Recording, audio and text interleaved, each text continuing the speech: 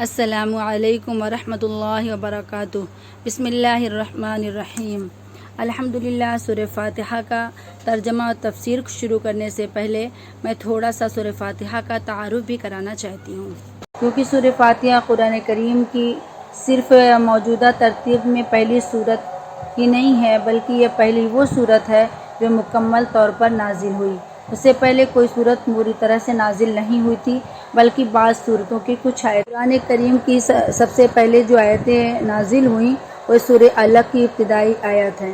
صحیح بخاری میں عائشہ رضی اللہ عنہ اس واقعہ کو بیان فرماتی ہیں کہ رسول کریم صلی اللہ علیہ وسلم پر نزول وحی کی ابتدا پہلے سچے خوابوں سے ہوئی۔ اس کے بعد آپ صلی اللہ علیہ وسلم کو تنہائی میں عبادت کرنے کا شوق پیدا ہوا، اور اس دوران آپ غار حرا میں کئی راتیں گزارتے اور عبادت میں مشغول رہتے تھے، یہاں تک کہ ایک دن اسی غار جو مکہ مکرمہ میں ہے، غار حرا، آپ کے پاس اللہ کی جانب سے ایک فرشتہ آیا اور اس نے سب سے پہلے یہ بات کہی، اقرا، یعنی جس کا ترجمہ ہے پڑھو۔ حضور صلی اللہ علیہ وسلم نے فرمایا کہ میں پڑھا ہوا نہیں ہوں۔ اس کے بعد خود حضور صلی اللہ علیہ وسلم نے واقعہ بیان فرمایا ہے کہ میرے اس جواب پر فرشتے نے مجھے پکڑا اور مجھے زور سے دبایا کہ مجھ پر مشقت اور تکلیف کی حد ہو گئی، پھر اس نے مجھے چھوڑ دیا۔ پھر دوبارہ کہا کہ اقرا، میں نے جواب دیا کہ میں پڑھا ہوا نہیں ہوں، میں پڑھنا نہیں جانتا۔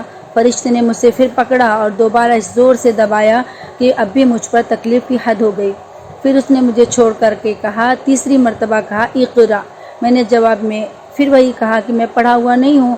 اس پر اس نے مجھے تیسری مرتبہ پکڑا اور زور سے دبایا، پھر سورہ علق کی چند آیات پڑھی، اقرأ بسم ربک الذی خلق، خلق الانسان من علق، اقرأ وربک الاکرم۔ یہ آپ صلی اللہ علیہ وسلم پر نازل ہونے والی پہلی آیات تھی، لیکن سورہ فاتحہ پہلی صورت ہے جو مکمل طور پر ایک بارگی نازل ہوئی۔ اس سے پہلے کوئی صورت مکمل طور پر نازل نہیں ہوئی تھی۔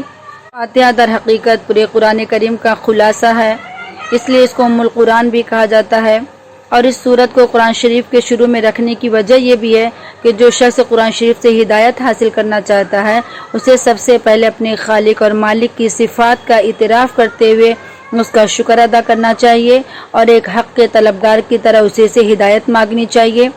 چنانچہ اس میں اللہ رب العزت نے بندوں کو دعا سکھائی ہے جو ایک طالب حق کو اللہ سے مانگنی چاہیے، یعنی سیدھے راستے کی دعا۔ رسول کریم صلی اللہ علیہ وسلم کا ارشاد ہے کہ حق تعالیٰ فرماتے ہیں کہ سورہ فاتحہ میرے اور میرے بندے کے درمیان دو حصوں میں تقسیم ہے، آدھی میرے لیے اور آدھی میرے بندے کے لیے ہے، اور جو میرا بندہ مانگتا ہے اس کو دیا جاتا ہے۔ سورہ فاتحہ 7 آیتوں پر مشتمل ہے، جن میں سے پہلی 3 آیات میں اللہ رب العزت کی حمد و ثنا ہے، آخری 3 آیات میں انسان کی طرف سے دعا درخواست کا مضمون ہے جو اللہ رب العزت نے اپنی طرف سے خود انسان کو سکھائی ہے۔